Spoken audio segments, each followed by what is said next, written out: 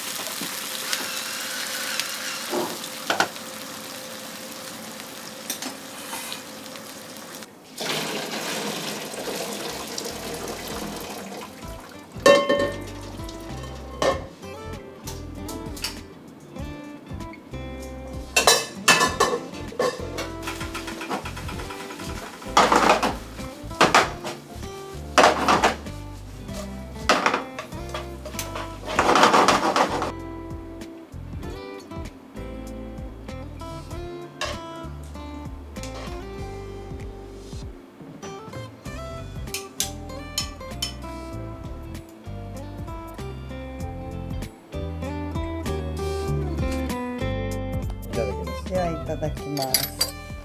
なんかちょっと違う雰囲気ですね。圧迫感があるよね。近寄りすぎ。近いから。いいただきます。今日は半夏生の近いんでタコでいきます。なんで半夏生にタコって食べるの？なんかな、うん。タコは足がいっぱい、いっぱいいうか8本ついとるやいっぱいじゃないな。ん。で、まあ大地にこう稲がこうしっかりと根を下ろして、で収穫がしっかり取れるような意味があるみたい。昔からの習わしやな。何よ。やっぱりシンプルやけどニンニクとのタコって合うね。これでもおつまみになりそうよ。みょうがが合うやろ。和風。あんたなんか全然感想ないけど。いやいやあるある。これお酒のあてにお酒の締めとかにも良さそうなパスタ。